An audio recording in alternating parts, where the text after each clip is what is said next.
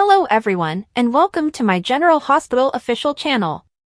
I hope everyone is having a wonderful day. Before we begin, please hit the subscribe button and give this video a thumbs up. The most recent General Hospital teasers are available on soaps.com and run from Monday, October 14th, through Friday, October 18th. Holly has some explaining to do, and Sasha is about to receive the kind of news that hits a person like a freight train. Tracy and Laura have time to reflect, but Molly and Kristina end up at odds once more. Will she depart or stay? Today, Alexis will discover what the stars have in store for her. Will Dante also compromise his morality in order to save Sunny from prison?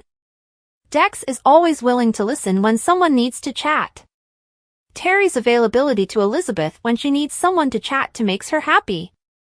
The subject? Naturally, Lucky. Rick Lansing is about to give Curtis one hell of a surprise. Brad has never been one to follow others' lead and back off, but today he takes a really brave step. Meet the woman who is Chad Duell's true love. What will Drew think of the offer that Ned is about to make him? And what role does Michael's temptation have in all of this? Although it's clear that Tracy adores Brooke Lynn, the elder woman never lets a small matter like fondness get in the way of business. Is that the reason behind the women's disagreements? Sam gets news that has the potential to alter lives. Isaiah, the new guy in town, is eager to get started. Explore the beautiful adventure and romance of Laura Wright and Wes Ramsey. Anna is taken aback by Brennan's move. How? Using a surprise attack. Elizabeth and Portia are having trouble solving a puzzle. Will Jordan have some romance at last? When she accepts to eat dinner with Isaiah, it seems feasible. Sasha brings a unique request to Michael. For what reason is Tracy criticizing Cody? It should come as no surprise to those who know Rick that he's prepared to play dirty.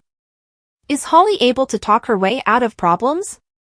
We assure you that Sasha is unprepared for what is going to be revealed. Sam and Dante exhale with relief. Is this, however, the quiet before the storm?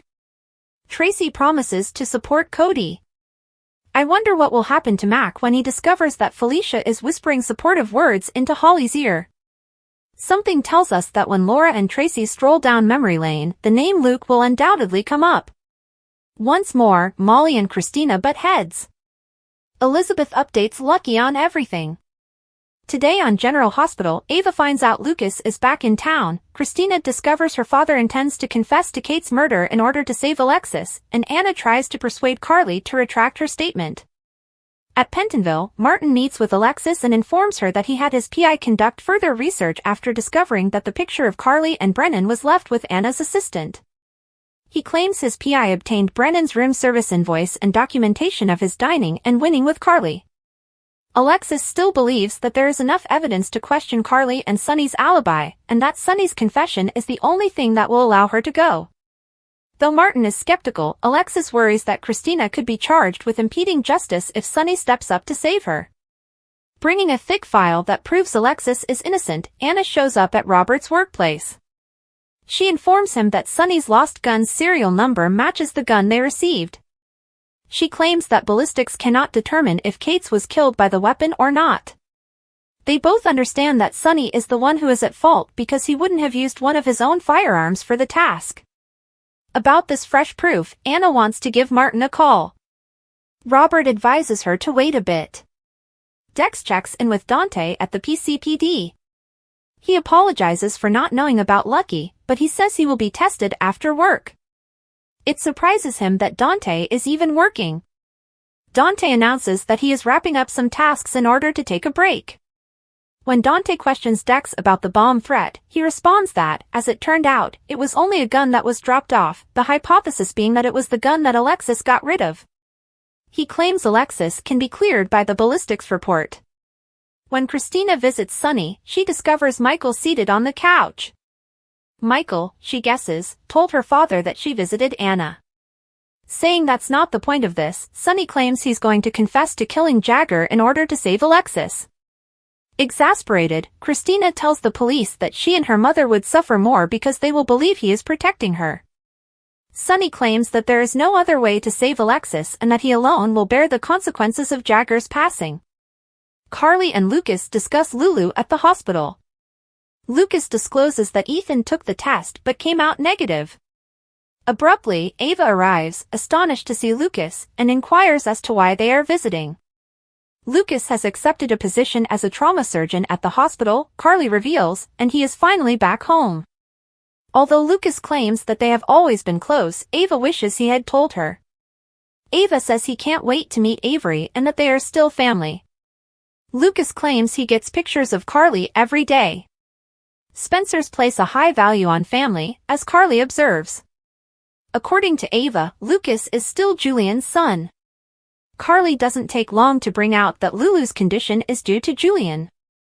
Carly leaves them as Lucas requests a moment by himself with his Aunt Ava. Lucas queries why his aunt revealed Kristina's girlfriend to him. Ava concurs with him when he believes that no one should be exposed. She clarifies that by calling out Sonny's friend Natalia for being a racist, her main goal was to obtain custody of Avery. Lucas believes she's self-centered and thinks only of herself, much like Julian. Sonny, according to Ava, would have treated her in the same way. As for Julian, he loved Lucas and is aware of it despite having many flaws. Lucas claims that although he and Julian were close on a few occasions, Lucas always let him down. According to Ava, Julian never truly believed he deserved him as a son. Lucas claims that although not all of his recollections of Julian were negative, he was his biggest enemy. Since no one has recently spoken kindness toward her brother, Ava invites him to share one. Lucas recalls how thrilled he was for his father to marry Alexis and believed he would be able to spend a happy life with her. Perhaps if he had married someone else, he could have been happy, groans Ava. She attributes Julian's horrible actions to Alexis. Nice talk, got to go, remarks Lucas. He should not be judged only on their worst transgression, Ava assures him, adding that Julian loved him. Lucas says he was once adored by him and he knows. Even though they're not close, Ava claims to love him too. He says he'll give it some thought. Ava is against him discarding his father's side of the family. He claims that neither Avery nor her mother could be thrown away. Ava gives a smile. While speaking with Liz, Cody mentions that he went to be tested in an effort to assist Lulu. Realist Dante is probably preparing himself in case Lulu doesn't make it, which is why Cody worries about him. Afterwards, during their conversation, Portia asks Liz if she's experienced any problems since Brad returned. Liz acknowledges he knows what he's doing and that his job has been flawless. As Cody is being evaluated in an examination room, he converses with Brad and they make up. Cody is aware that Britt would be delighted to have him back. On General Hospital, Sonny and Lucky didn't have a good week. As Sonny prepared to go to prison to keep Alexis from being prosecuted for the murder he committed, Lucky received the news that he was powerless to help his sister. The most important query is if Dante will betray his badge in order to save his father. Ironically, Cates came back to Port Charles with the intention of eliminating Sonny for good, and it appears that he could have been successful. To obtain what he desired, Sonny had to murder him. I hope he's content in the hereafter. Amazingly, a gun that matched the one Alexis had been spotted getting rid of materialized in a brown box outside the PCPD as Sonny prepared to confess in order to save Alexis. Naturally, Sonny and Jason were talking about how this lost gun needed to turn up in order to save Alexis the day before. So, fabricated proof? The serial numbers matched Sonny's missing gun, which might clear Alexis, Anna said on Friday's episode. Obviously, those statistics were manipulated with. Apart from the shocking revelation that Sonny intended to confess, what? Accept accountability for one of his numerous transgressions? Diane also instructed Jason to get Sonny to give himself in by betraying him. Diane is aggressively opposing Sonny, who would have guessed that this day would come. Naturally, Sonny was already going to confess, but their talk gave Jason one of his best experiences in a long time. Stone Cold bemoaned the fact that Sonny and Carly's fate is more important than his own, and that he should have killed Cates when he had the chance. Diane corrected him, telling him that his life is just as valuable as anyone else's and that his sons wouldn't want to hear their father say that. Diane, you tell him, please. It has been annoying and, to be honest, repulsive that Jason prioritizes Carly and Sonny over Sam, himself, and his own kids. The most shocking moment, however, may have occurred on Friday's episode when Dante contemplated compromising his morals, his badge, and his police work to advise Sonny against confessing because the PCPD possessed information that may clear Alexis, which they were withholding in the hopes that he would come forward. Whoa! So, Dante is another person who is assisting Sonny in getting away with murder once more. I never imagined that today would come. Hopefully, Dante decides against it. We are not going to know until Monday. Still, a perplexing question. Why would Sonny have to confess if he and Jason had set up the gun's appearance at the PCPD? Did someone else provide the fake firearm? Who, if so?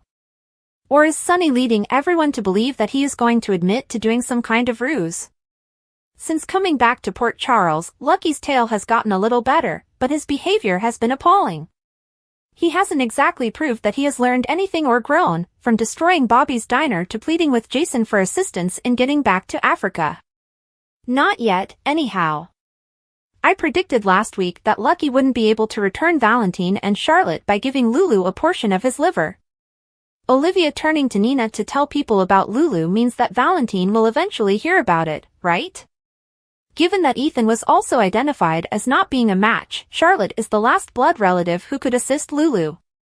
The reunion between Aiden and Lucky was finally shown to us, and I'm relieved that Aiden's story hasn't been changed. His coming out to his father and Lucky's acceptance of him as his son were heartwarming and perfectly executed. This added to Lucky's frustration when he felt like running away again. But he's not going to run away once he's reunited with Laura. Laura practically forced him to stand by her side in the event that they had to bid Lulu farewell. It was great to see them again, and I appreciated her comment that she always knew he would need to leave Port Charles in order to prosper, but that he would come back when needed most. Seeing Lucky's flashbacks has also been a lot of fun. Thus, Jason and Anna's kiss will remain in Africa for the time being. Vegas, where do they think they kissed? Is a kiss for New Year's Eve in order for them? The news of Steven Weber's comeback broke this week. Liz's comment that he was finally out of prison hinted at this. But considering that Scott Reeves and his wife Melissa reside in Nashville and that he has been concentrating more on his music in recent years, I'm shocked that he is taking on the job again. That's the reason it's just a passing appearance. Violet, poor Violet, was suspended from school for hitting the school bully. Violet, congratulations. An uncommon experience for most adults in Port Charles, you have had to face the repercussions of your choices. It was hilarious when Tracy and Violet had a conversation on how to confront bullies, in French, no less. With several of the newer stars, Jane Elliott has recently worked her magic on screen. When Lucas and his Aunt Ava did eventually get back together, despite their rough beginnings, they appeared to have decided to try not to be as aloof as they had been since Julian's passing and Lucas's departure from Port Charles.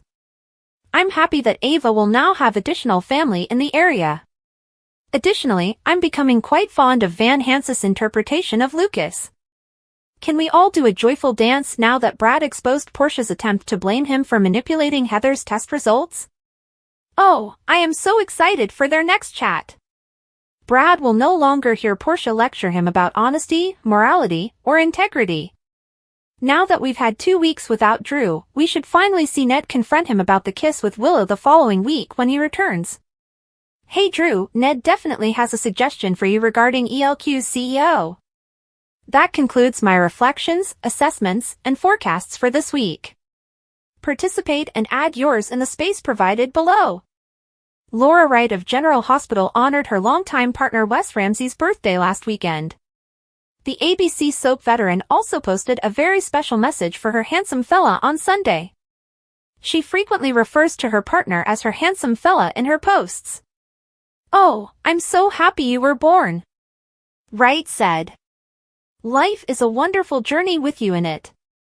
Love you baby, Ramsey said in response to the greeting happy birthday baby. I'm grateful for yet another fantastic day in the greatest game of life. In addition to the lovely message, the actress provided 2 stunning pictures. The first features the birthday kid, who is positioned on a bench and has his arms outstretched to showcase the amazing surroundings. In the second, the pair was posing for pictures next to the river's side, amidst snow-capped mountains. Finola Hughes, Ramsey's previous co-star, also wished him a happy birthday in the comments section, and some viewers even expressed the wish that he could bring Peter back to Port Charles. He said, "Today has been another beautiful day filled with love, laughter, gratitude, and fun. You have a happy birthday, my love. I appreciate everything that you have done. I love that we get to share it all with you, Kimba, and I love you too. We also wish Ramsey a happy birthday and hope to meet him again during the day. Because empathy can soften comprehension, and once that happens, forgiveness might also occur." Naturally, Lucas's forgiveness of Brad is one thing, but if they resume their romance, the rest of his family, especially Carly and Michael, might have different opinions. Thanks for watching. If you like this video, so please don't forget to subscribe my channel and don't miss any update.